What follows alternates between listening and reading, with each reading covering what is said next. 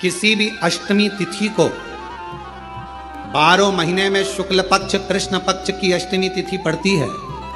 यदि किसी भी अष्टमी तिथि को अगर किसी ने नियम बनाया 5 अष्टमी का, 8 अष्टमी का, 7 अष्टमी का, एक कनेर का पुष्प शिवजी के शिवलिंग को समर्पित करना, अशोक सुंदरी के स्पर्श करना, और जो जलाधारी होती है, जैसे ये शिवलिंग है, ये जलाधारी है, तो पहले शिवलिंग पर स्पर्श, फिर अशोक सुंदरी का स्पर्श, फिर जलाधारी पर कनेर का पुष्प शिव जी की ओर मुख कर कर, अर्थात जैसे मानो ये कनेर का पुष्प है, तो ऐसा शिवलिंग का स्पर्श करते हुए जलाधारी पर जो समर्पित करता है, भगवान शंकर उसके मन की कामना को पूर्ण जरूर करते हैं। एक कनेर का पुष्प। जैसे लक्ष्मी पूजन में 2 चीजों का होना जरूरी होता है। पहले नंबर पर कमल गट्टा या कमल का फूल, और दूसरे नंबर पर है कुंकू और हल्दी। लक्ष्मी पूजन में 2 चीजों का होना जरूरी है, कमल गट्टा या कमल का फूल, कुंकू या हल्दी। उसी तरह शिव भक्ति में 2 चीजें जरूरी है, एक अटूट विश्वास और दूसरा शिव जी के प्रति पूर्ण समर्पण। बहुत मिलेगा। लक्ष्मी वो कौन से 2 स्थान हैं जहां तू जाना पसंद नहीं करती? लक्ष्मी वो कौन से 2 स्थान हैं जो व्यक्ति धारण करता है तो उस व्यक्ति के पास में से 2 साल में, 4 साल में, 6 साल में, 8 साल में तो रुष्ट होकर चली जाती है? वो स्थान कौन से है? तो 2 स्थान माता लक्ष्मी ने बताए हैं। पहला, फूटे हुए बर्तन में भोजन करना। कौन से बर्तन में? जम के बोलिए जरा। जो टूटा बर्तन होता है, खंडित बर्तन होता है, फूटा हुआ बर्तन होता है, कहीं गिलास की किनोर टूट गई है, कहीं कटोरी की किनोर टूट गई है, कहीं थाली की किनोर टूट गई है, और तुम कहीं प्लेट की किनोर टूट गई है और तुम उसमें भोजन कर रहे हो, तो टूटे हुए बर्तन में भोजन करने वाले के पास में लक्ष्मी छिन्न हो जाती है, उसका भाग्य भी फूटे हुए बर्तन की तरह हो जाता है। ये लक्ष्मी का। और दूसरा, फटे हुए वस्त्र धारण करने वाले का भाग्य भी फटे हुए वस्त्र की तरह, जैसे फटा हुआ कपड़े का रेसा रेसा निकलता है, उसी तरह फटे हुए वस्त्र धारण करने वाले की भी जिंदगी में परिश्रम का रेशा निकलता रहता है, पर उसको सुख का भान नहीं होता। आज के जमाने में ये फटे हुए कपड़ों का फैशन आ गया, ये बड़ा दुख की घड़ी है।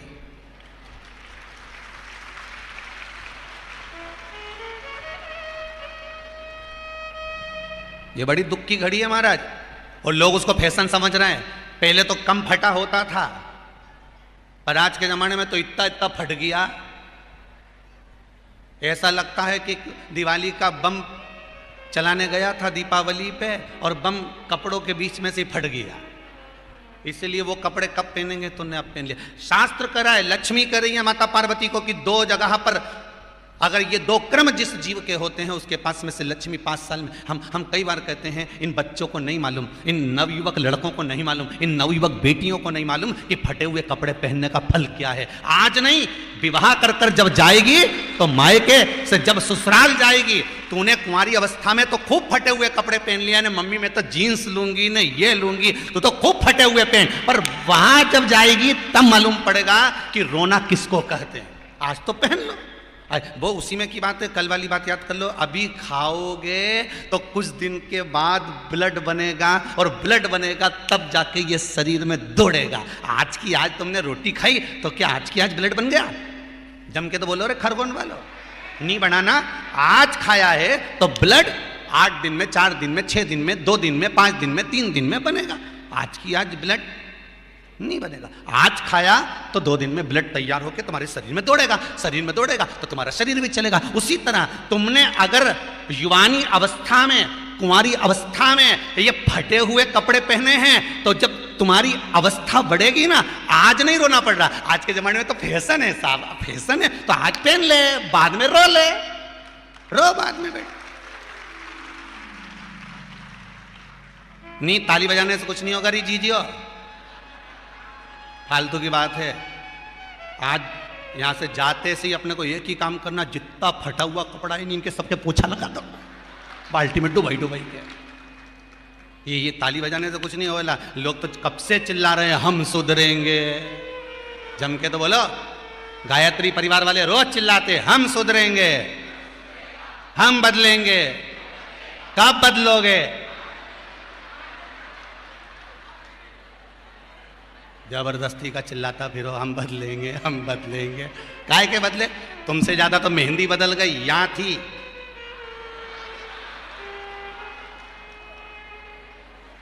और बची कुची थी तो यहां पहुंच गई, यहां। और पूर्णा कथा करने गए हड़पसर में, तो वहां पूछ लिया हमने। हड़पसर में जाकर तो हमने पूछा, तनु इधर आ बेटा। अब जजमान के घर की चोरी। हमने कहा बेटा ये तूने क्या करा? अरे गुरुजी वो टेटू है नहीं, टेटू बनवाया है। हमने कहा कितने का बनवाया? अरे गुरुजी 700 रुपये का। हमने कहा तुम मुंबई पूना वाले फालतू का खर्चा करते हो, 700 रुपये का कहीं गाय को चारा देते तो बेचारी 2-4 दिन तक खाती। अब 700 रुपये का तूने टेटू बनवाया। अरे गुरुजी फैशन चल रहा है। तो हमने कहा बनवाने की जरूरत क्या थी, खुद बना लेती, फ्री में बन जाता। तो क्या गुरुजी अपना हाथ नहीं पहुंचे? नहीं। हमने कहा कैसे नहीं पहुंचे? पहले दीवार पे बनाओ, उन्हें चिपक जाओ। कैसे नहीं पहुंचे?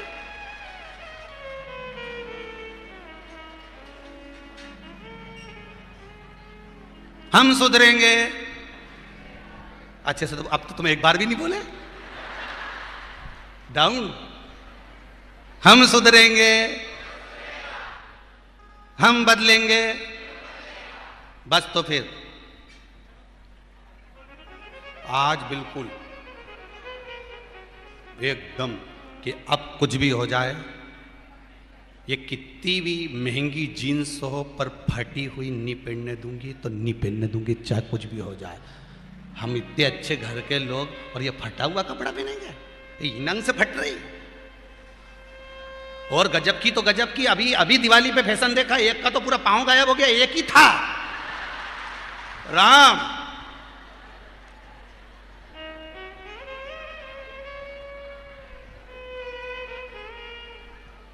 ए सुधर जाओ रे, जितने सुन रहे हो, नहीं तो सिधर जाओ रे।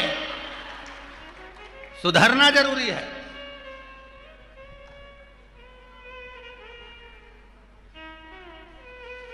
फटे हुए वस्त्र भी धारण नहीं कर। घर की बेटियां, घर के लोग ऐसे कपड़े पहने, ये श्रेष्ठता नहीं है महाराज। थोड़ा सुधार। कहा शरीर को भोगना था, फिर मनुष्य क्यों ये जीव आत्मा क्यों भोग? क्योंकि जीवात्मा मरती नहीं। इसको जब भुगताया जाता है तो ये भोगती रहती है, तड़पती है, चिल्लाती है, अब नहीं करूंगी गलती, क्षमा कर दो मुझको।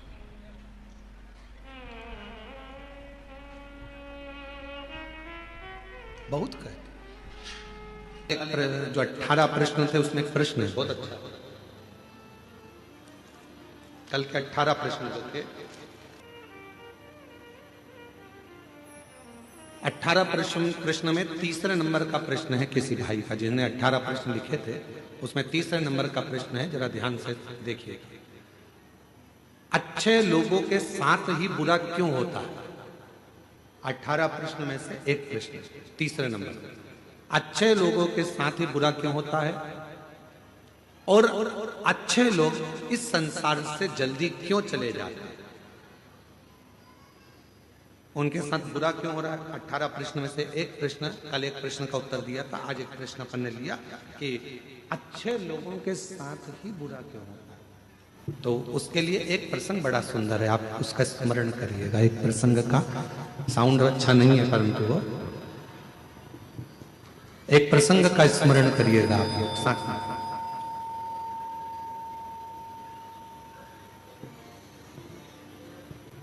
एक बार भगवान नारायण और देवऋषि नारद दोनों भ्रमण करने के लिए चले।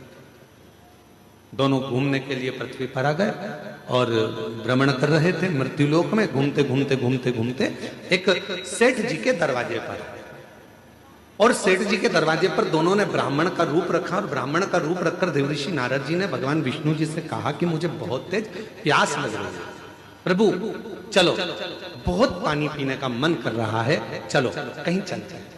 भगवान नारायण ने कहा कि सामने एक सेठ जी का घर है, चलो अपन वहां चलते हैं। चलिए वहां पहुंच चलते हैं और सेठ जी के घर पर चले गए और सेठ जी के दरवाजे पर जाकर उन्होंने आवाज लगाई, भैया कोई है क्या? भगवान विष्णु और देवऋषि नारद दोनों ने आवाज लगाई, भैया कोई है क्या, भैया कोई है क्या? दरवाजा सेठ जी ने खोला और खोलने के बाद पूछा, तुम कौन हो? तो देवऋषि नारद और भगवान नारायण दोनों कह दिए, भैया हम तो पथिक हैं, यहाँ भ्रमण करते करते यहाँ आए हैं, भ्रमण करते करते यहाँ पहुंचे हैं और भ्रमण करते करते हम लोग यहां पहुंच गए, हमको बहुत तेज प्यास लगी, क्या आप पानी पिला सकते हो? रहने दे, बस छोड़ दो।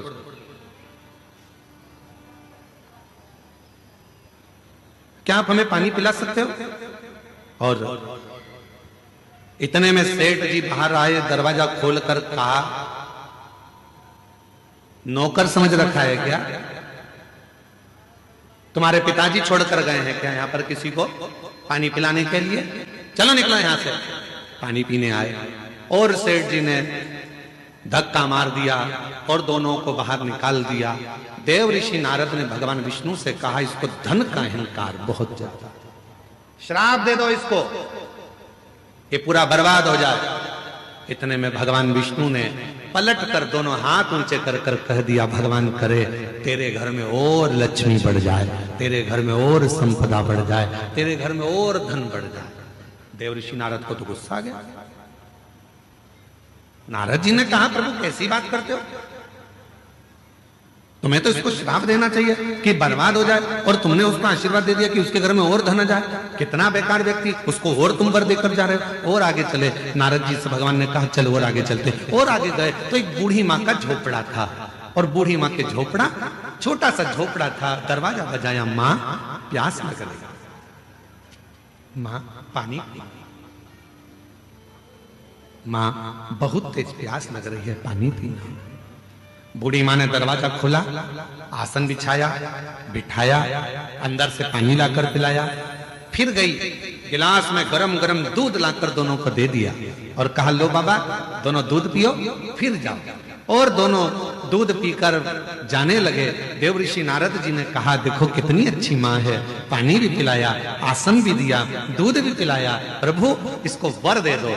भगवान विष्णु ने उसकी ओर देखा और उस बूढ़ी मां को देखकर भगवान नारायण ने हाथ उठाकर कहा, जा तेरी जो गाय है वो मर जाए।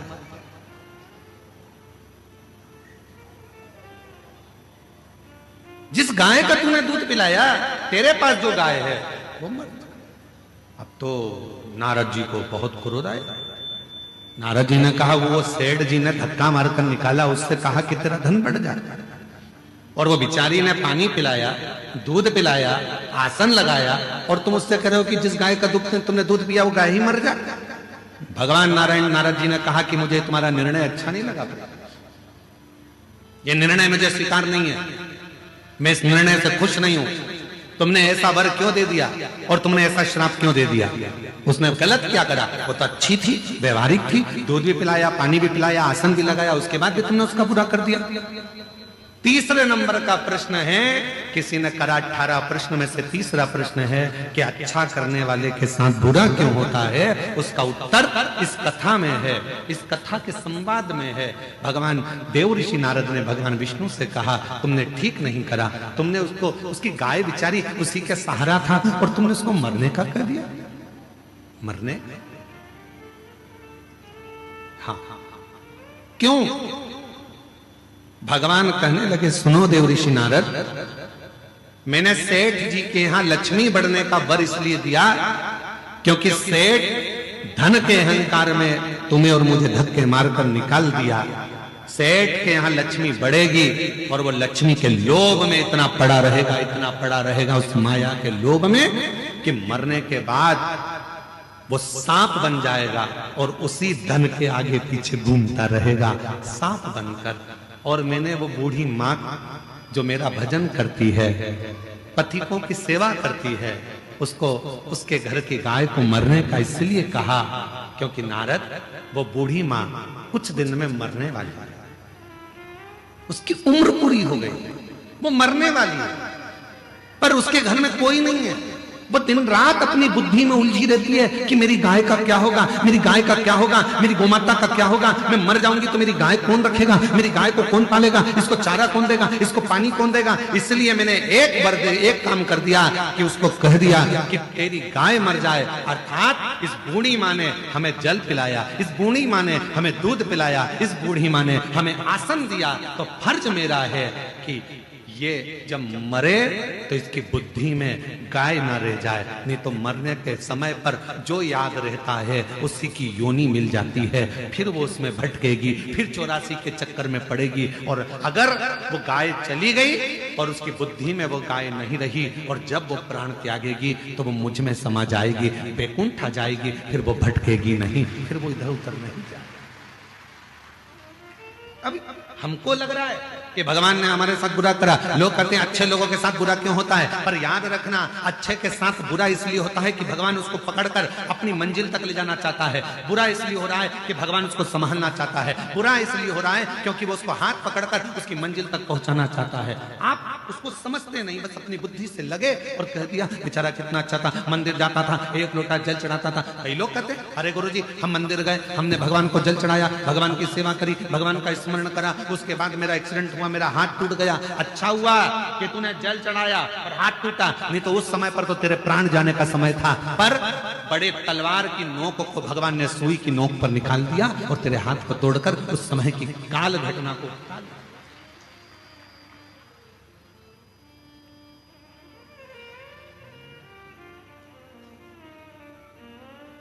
मत बुरे कर्म कर बंदे वरना पछताएगा, भगवान की आंखों से तू बच नहीं पाएगा, तू बच नहीं पाएगा।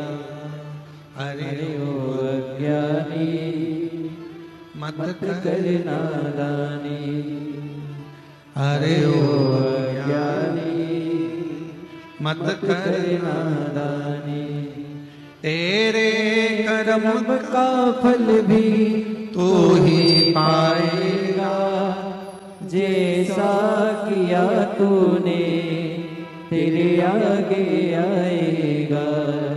मत बुरे कर्म कर बंदे वरना पछताएगा, भगवान की आंखों से तू बच नहीं पाएगा, तू बच नहीं पाएगा।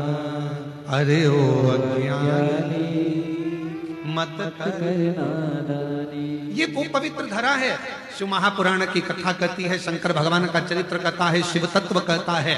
यहाँ हमारा शास्त्र वर्णन करता है कि शिव को पहचानना, शंकर को जानना बहुत कठिन है। शिव गुरु कब आता है, कब जाता है, कब कृपा करता है, किसी को मालूम नहीं पड़ता।